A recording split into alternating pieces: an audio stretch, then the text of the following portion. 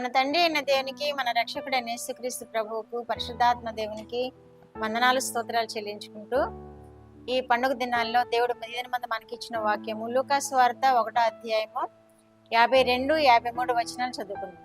సింహాసనముల నుండి బలవంతులను పడద్రోసి దీనులను ఎక్కించెను, ఆకలిగొనిన వారిని మంచి పదార్థములతో సంతృప్తిపరిచి ధనవంతులను వట్టి చేతులతో పంపివేశాను.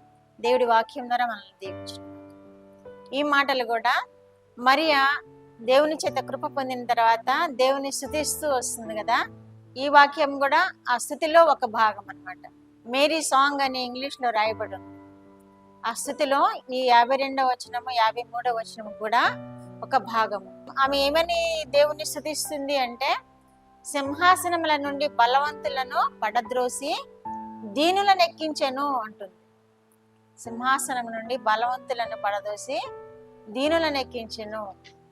ఈమె దీనురాలు కాబట్టి ఈమెను సింహాసనానికి ఎక్కించాడు అని స్తుతి చేస్తుంది దేవుణ్ణి.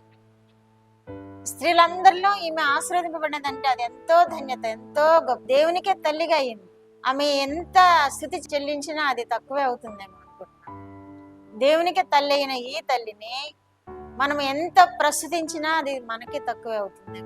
అంత ధన్యురాలు కాబట్టి ఈమె కూడా దేవుని స్తుతిస్తుంది. ఏమంటే, సింహాసనముల నుండి బలవంతులను పడద్రోసి దీనులను ఎక్కించాను అంటుంది. ఈమె దీనురాలు కాబట్టి ఈమెకిచ్చిన ఆ స్థితి, ఆ గొప్ప స్థితిని, సింహాసనకు దీనులను ఎక్కించాను అని ఈమె కొనియాడుతుంది దేవుణ్ణి. ఆకలిగొనే వారికి మంచి పదార్థములతో తృప్తిపరిచి ధనవంతులను వట్టి చేతులతో పంపివేశాను అంటుంది. ఆకలిగొన్న వారికి, ఎవరైతే నేను ఆకలిగొని ఉన్నానని దేవుని వైపు చూస్తారో వారికి దేవుడు సంతృప్తిపరిచే దేవుడుగా ఉన్నాడని ఇక్కడ మరియ తెలియచేస్తుంది. ఆకలిగొనిన వారికి మంచి పదార్థములతో సంతృప్తిపరిచి ధనవంతులను వట్టి చేతులతో పంపివేశాను అంటున్నాడు. ధనవంతులని వట్టి చేతులతో పంపివేశాను.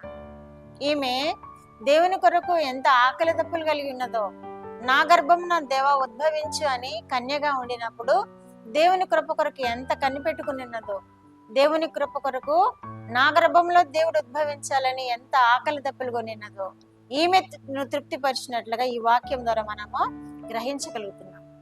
ఆకలి కొనిన వారిని మంచి పదార్థాలతో తృప్తిపరిచి ధనవంతులను వట్టి చేతులతో పంపివేశాను అని కూడా ఇక్కడ దేవుణ్ణి స్తుతిస్తుంది.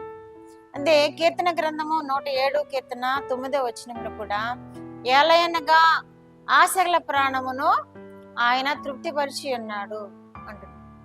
ఆకలి కలిగిన వారి ప్రాణమును మేలుతో నింపి ఉన్నాడు. ఆశ పడింది మరియా, దేవునికి తల్లిగా ఉండాలని ఆశపడింది. ఆమె ఆశను ఇక్కడ తృప్తిపరిచాడు దేవుడు.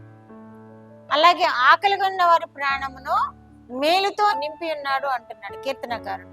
ఆకలి ఉన్న ప్రాణం కూడా మేలుతో నింపి, ఈమె మేలులు పొందింది. ఈమె ఆశపడింది, ఆమె ఆశ తృప్తిపరచబడింది. ఈమె మేలుల కొరకు ఎదురు చూస్తుంది, ఆ మేలులతో ఈమె తృప్తిపరచబడింది. మరియా ఎంతో ధన్యురాలు, మరియా ఎంతో ధన్యురాలు, కొనియాడబడుతుంది. మరియా ఎంతో కొనియాడబడుతుంది భూమి మీద. ఆమె దేవునికి తల్లిగా ఉండి ఎంతో కొనియాడబడుతుంది. కనుక మనము కూడా ఈమెలో ఉన్న సుగుణాలను మనము కూడా గ్రహించగలుగుతున్నాం. ఆమెలో సుగుణాలు ఏంటంటే దేనస్థితి, ఆమె తను తాను తగ్గించుకునే స్థితి అన్నమాట. తను దేవుని కృప కొరకు కనిపెట్టుకున్న స్థితి, తను దేవుని చేత ఆశీర్వదింపబడిన స్థితి మనం చూస్తున్నాం. మనము కూడా అటువంటి దేన మనసు కలిగి మన దేవుని ఎదుట మోకరిల్లినప్పుడు మనల్ని కూడా దేవుడు తృప్తిపరిచే దేవుడుగా ఉన్నాడు. మనల్ని కూడా హెచ్చించే దేవుడుగా ఉన్నాడు. మనల్ని కూడా ఆశీర్వదించే దేవుడుగా ఉన్నాడు. మనల్ని కూడా మంచి పదార్థాలతో తృప్తిపరిచే దేవుడుగా ఉన్నాడు. అట్టి కృప వినిచిన్న బిడ్డలందరూ పొందుకుందరుగాక. ప్రార్థన.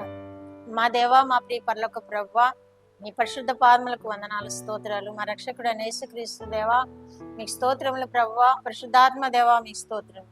మీరు ఇచ్చిన వాక్యము కొరకు స్తోత్రములు ప్రభువా. మరి ఎవలే దేని మనస్సు కలిగి మీ కృప కొరకు కనిపెట్టుకోవడానికి వినిచున్న బిడ్డలందరికీ మీ కృప దయచేయండి. మరి ఎవలే ఘనత పొందిన స్థితిని వినిచున్న బిడ్డలందరూ మీ కృప కొరకు కనిపెట్టుకుని ఘనత పొందే కృప దయచేయండి. వారి ఆశలు తీర్చండి ప్రభువా. మీ కృపలో వర్ధిల్ల చేయండి. యేసుక్రీస్తు వారి పేరిట మనలో మీ పాదముల యందు వేడుకుంటున్నాను పరమ తండ్రి. ఆమేన్.